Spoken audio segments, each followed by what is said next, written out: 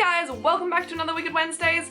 As you can see, I'm not in my usual setup once again because I'm gonna let you in on a little secret to make up for the past, I think 3 or 4 weeks that I've missed Wicked Wednesdays. I'm so sorry guys, but I thought I'd give you a real treat seeing as it's Christmas time, and I thought I'd let you in on my secret blood recipe, I guess you could call it.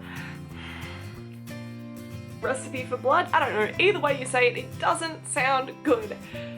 But I'm getting straight into this, guys, so I'm going to show you exactly what you need.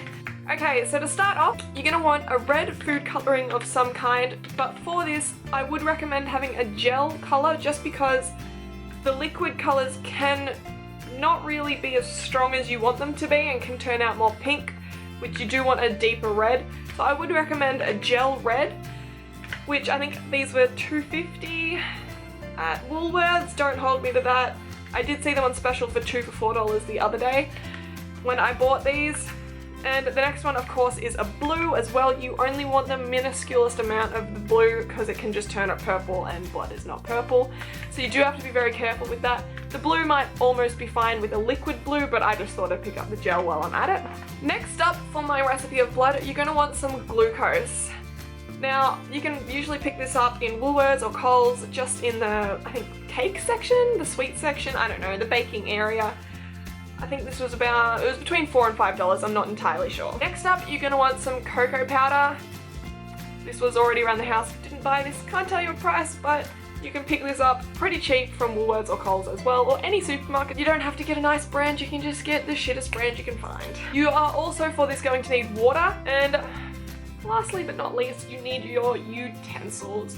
If you have a stick blender, you can probably nearly use that, but I'm just using a whisk and a bowl because who can be bothered cleaning a blender, to be honest. Okay guys, so to start off, I'm just going to be pouring some of the glucose into the bowl. I don't have any measurements for this, so I just play it by kind of feel more than anything, which once you make it a couple times, you know exactly what thickness you want it. So I'm just going to pour a decent, maybe like a third of the container in there. And that'll be enough. And just a heads up with glucose, it is a shitty product to kind of clean up. It's not that fun getting it on your hands. If you do need to scrape it out of a container at all with your hands, keep your hands wet with cold water at all times and it will not stick to you. So I always go with the red food dye next. And as I said before, there is no real measurements with this. I find you can't really have too much red. So I put a decent bit in there. Bloop, bloop. And then you can always go in and add more. Okay, now with your water, I'm gonna add that in before I start stirring it too much. Oh, and I'm getting it everywhere.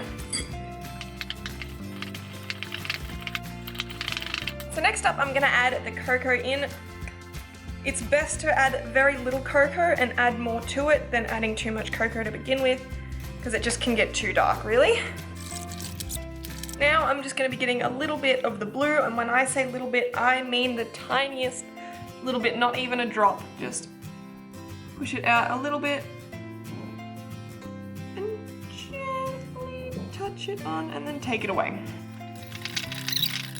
And I find the best way to tell if it's the correct consistency is, of course, dipping your finger in and lifting it up. So it's probably, I think it's coming up on this camera a little bit brighter than it is.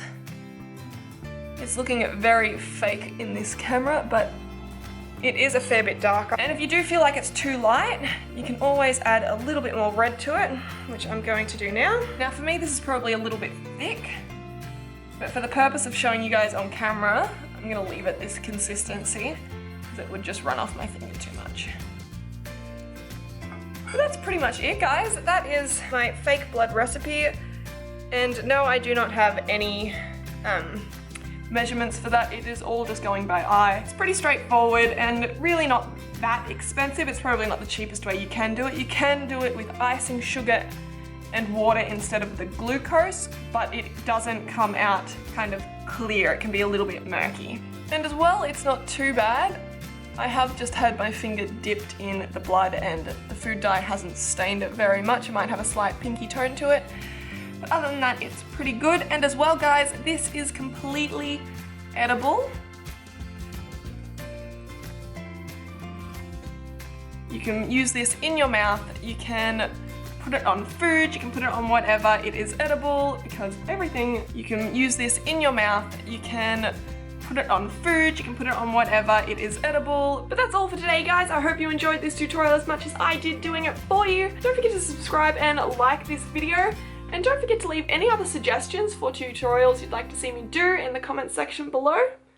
Merry Christmas, and I'll see you next time. Bye!